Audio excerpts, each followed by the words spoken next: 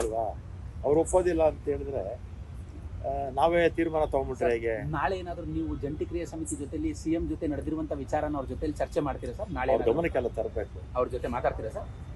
ಮಾತಾಡೋದು, ಫೋನಲ್ಲಿ ಮಾತಾಡೋದು, ಅಥವಾ ನಮ್ಮ ಎಂ ಡಿ ಅವರು ಯಾರಾದರೂ ಮಾತಾಡ್ತಾರೆ. ನೀವು ಪಾಸಿಟಿವ್ ಆಗಿ ಇದ್ದೀರಾ ಸರ್, ಬಟ್ ಏನಂತಂದ್ರೆ ಹಿಂದೆ ಬಹಳಷ್ಟು ದೊಡ್ಡ ಸಮಸ್ಯೆ ಆಗಿತ್ತು.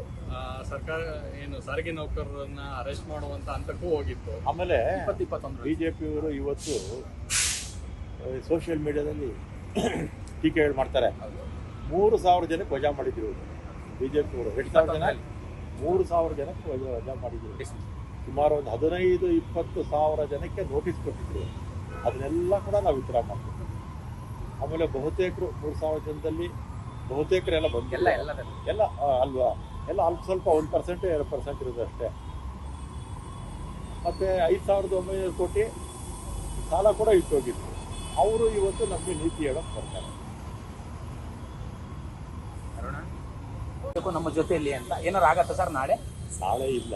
ಓಕೆ, ಆದರೆ ಸಂಕ್ರಾಂತಿ ಹಬ್ಬ ಆದಮೇಲೆ ಅದು ಮುಖ್ಯಮಂತ್ರಿ ಅವ್ರನ್ನ ಭೇಟಿಗೆ ಹೇಳಿದ್ದೀನಿ.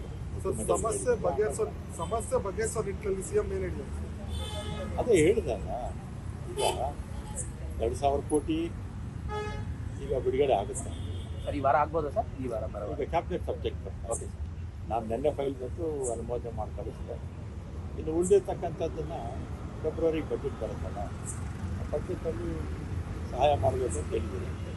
ಖಂಡಿತ ಮಾಡ್ತಾರೆ ಸರ್. ಮತ್ತೊಂದು ಟಿಕೆಟ್ ದರ ಹೆಚ್ಚಳ ವಿಚಾರಕ್ಕೆ ಸಂಬಂಧಪಟ್ಟಂತೆ CS ಅವರು ಸರ್ಕಾರಕ್ಕೆ 15% ದರವನ್ನ ಏರಿಕೆ ಮಾಡಬೇಕು ಅನ್ನೋ ರೀತಿಯಲ್ಲಿ ವರದಿಯನ್ನು ಕೊಟ್ಟಿದ್ದಾರೆ.